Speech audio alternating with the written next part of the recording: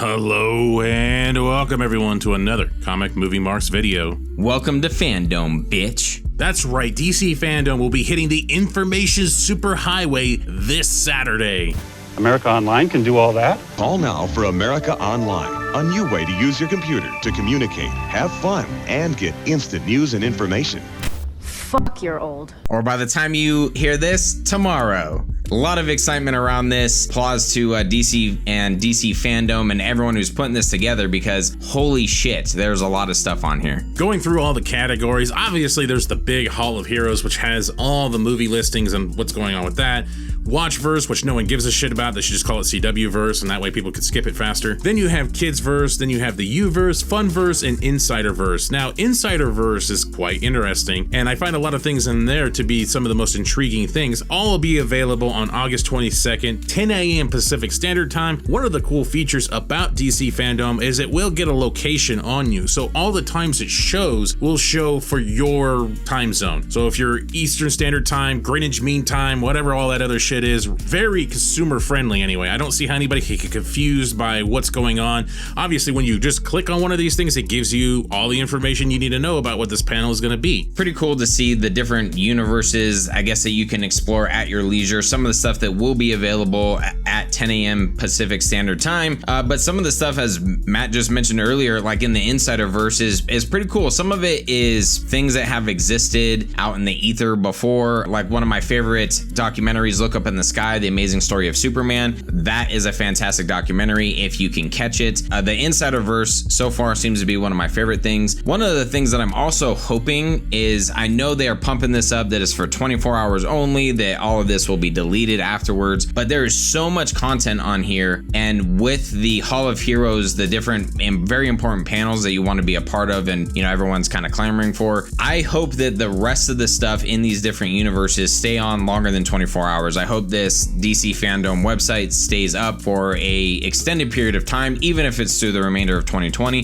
just so I can go through some of the things that I haven't seen before. Like, it seems to be another maybe Superman documentary, The Magic Behind the Cape. I've never seen that before, so I'm slapping myself for not seeing that, or maybe it's something new, I don't know, but it says Insiderverse Stage 16, so it's pretty cool. There's a lot of content, a lot of information on here, and I think it could be fun for an entire family, for people of all ages. But then we have the most exciting part, the Hall of Heroes. So it's broken down fairly easily, as I've been mentioning. On August 22nd, 10 a.m., we'll kick off the Wonder Woman 1984 panel.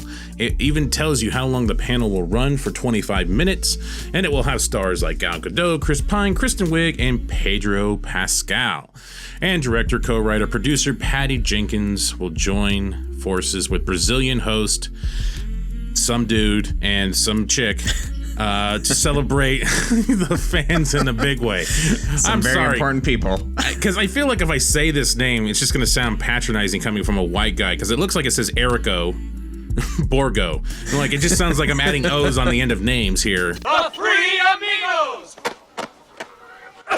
Now, the thing I'm curious about is, after that 25 minutes, is it accessible still afterwards? So at 10:30, can you rewatch this panel? Doesn't give that information. I'm still curious how that's going to go down. I don't know if that just unlocks this panel for the rest of the day for you, or you actually have to catch it at 10 a.m. I feel like that's kind of underestimating a fan base if they do that, because I think the shit will crash if you have people trying to pile in at one time to watch this thing.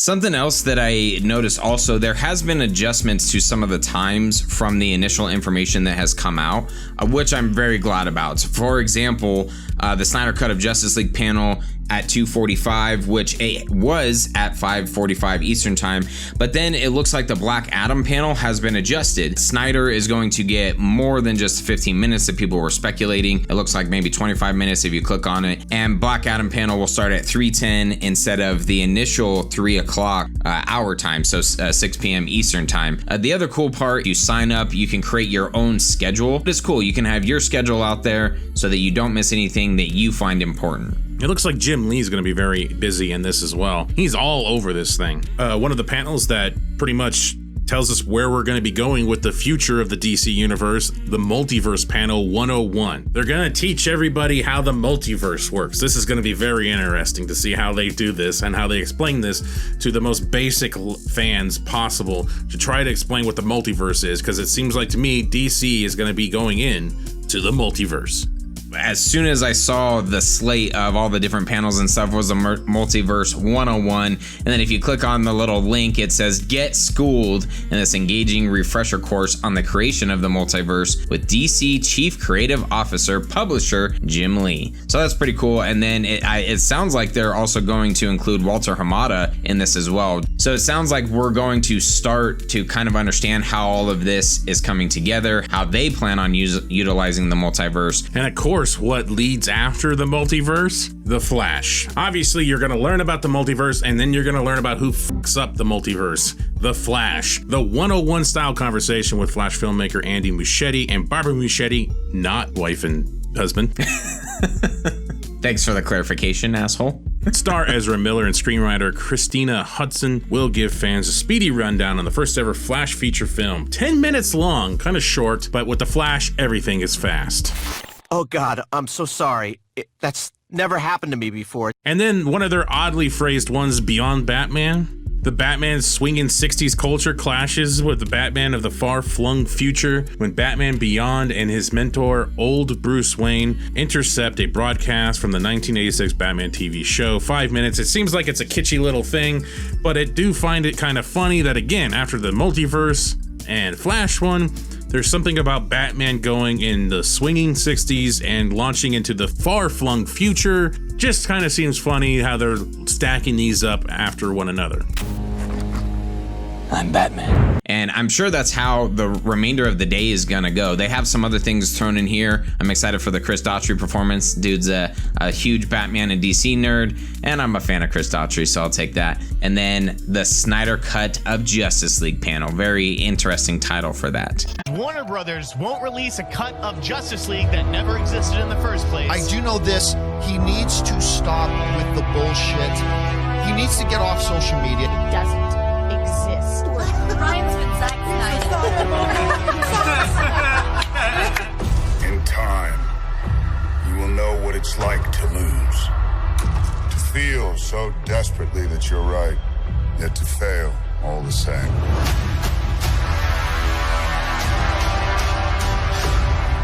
Dread it. Run from it. Destiny still arrives.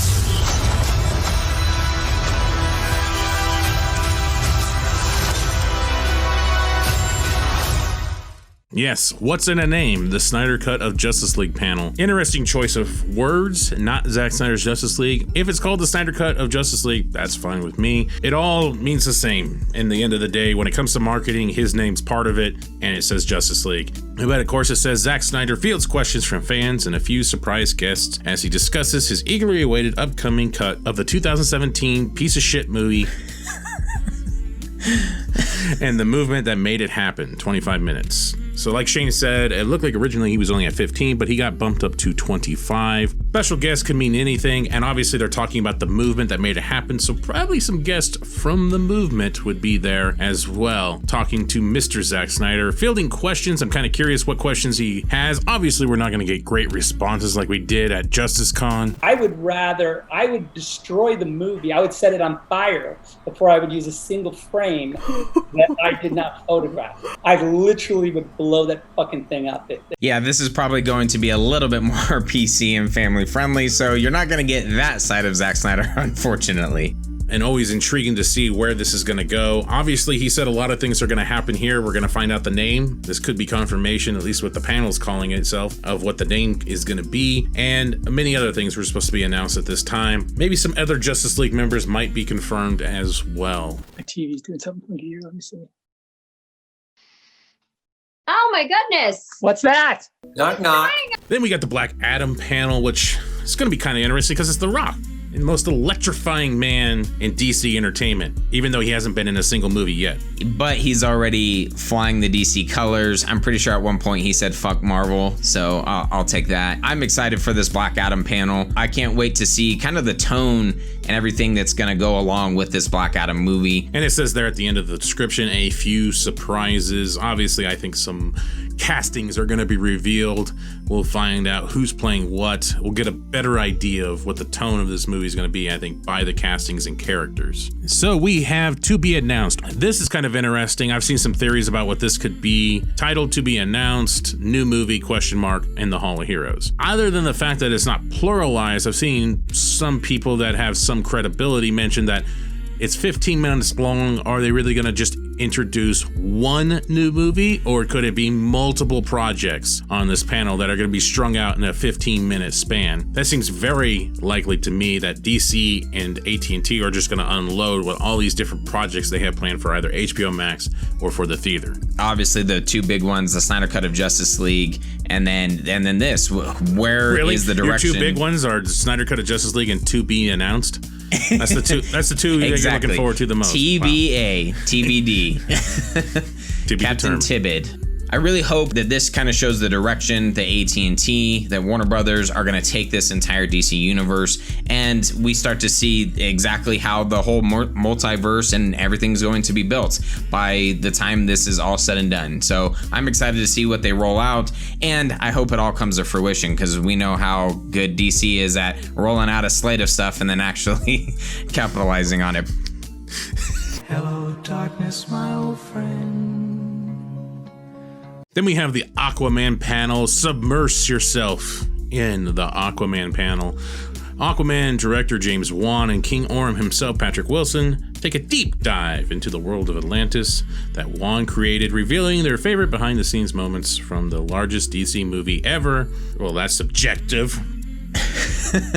Which also leads me to my next thing. I really hope for the To Be Announced, they talk about the Trench movie. I cannot wait for that. Ha ha, very funny, motherfucker. So we're over here to the Shazam panel. Some very interesting little details in this. But one of the things that really confused me, what the next movie might be about, while commenting on everything from panels to other Zack's cuts. Say what? Very intriguing wordplay here, using to the other Zack's cut. I don't know if Zachary Levi is going to be giving his opinion on this, or maybe how Shazam fits into that universe. I'm not really sure. I'm not gonna lie if it has nothing to do with Zack Snyder. It's just something else. The last panel that will be shown, Matt Reeves, the Batman. Batman filmmaker Matt Reeves joins and hosts self-professed fangirl Aisha Taylor, and we all love Aisha Taylor here on Comic Movie Marks, for a discussion of the upcoming film with surprise or two for the fans. 30 minutes, the Batman gets the biggest panel. So the Batman gets the biggest, longest, hardest panel out of all of fandom. It better not be short and a giant letdown, but I...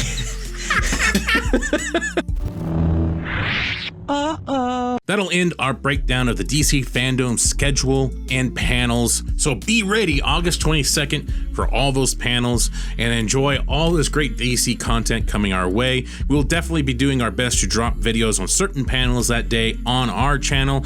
And as usual, we will whore ourselves out for very cheap on other shows as well. We'll be on the Real Emotion podcast to break down all of DC Fandome's great content.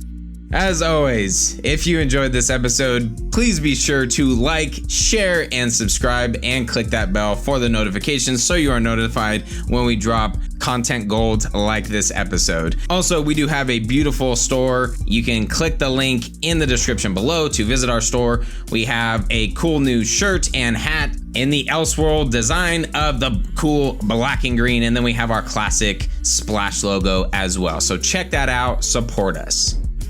In case I don't see you. Good afternoon, good evening, and good night.